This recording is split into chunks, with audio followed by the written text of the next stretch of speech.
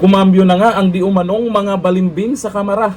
Hindi na susuportahan ang impeachment complaint kay VP Sara.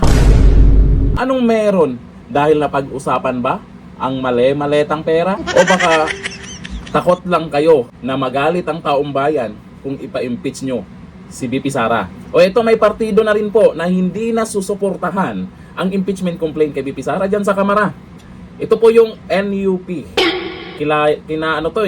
Kinapuno. Naglabas ng opisyal na pahayag ang National Unity Party or NUP kaugnay ng muling pag-usbong ng mga usapin sa impeachment laban kay VP Sara Duterte. Ay tapos na ang laban.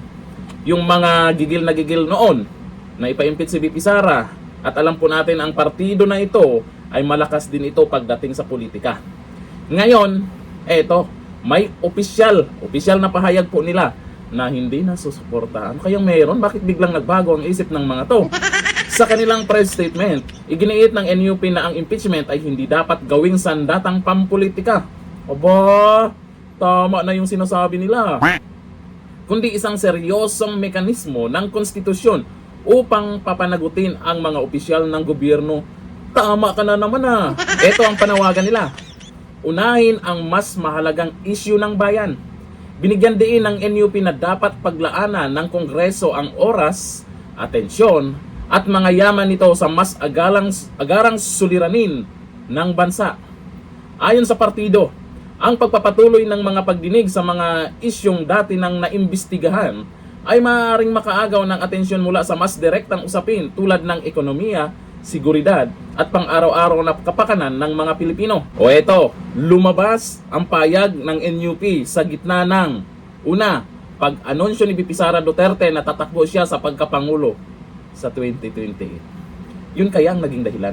Eto, pangalawa, paghahain ng 4 na impeachment complaints laban sa kanya. Halatang halata na talaga, lalo na yung pang-4, kung sino ang may gustong ma-impeach si VP Sara. Eto, sa pangatlo, nakatakdang pagtatalakay ng House Justice Committee sa March 2 bilang isa sa pinakamalaking political bloc sa Kamara.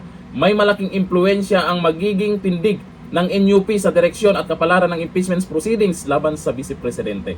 Malamang alam nila na magagalit ang taong bayan kung unahin nila yan. Unahin nyo pa imbestigahan yung mali-maletang pera. Kung wala naman yung pangalan nyo doon, maglakas loob kayo na imbestigahan yan. Bakit sila lang? Diba? Para naman malaman kung ano yung katotohanan. Kasi matitindi po yung ebidensya na lumabas, tapos mayroon pang napakaraming ex-marines na lumantad dyan. Yung ebidensya, may picture, may video pa. Mayroon din sa ICC investigators. Nako, kung totoo man yun, dapat may managot noon. Kasi pera ng taong bayan yan. Di umano ay galing sa flood control.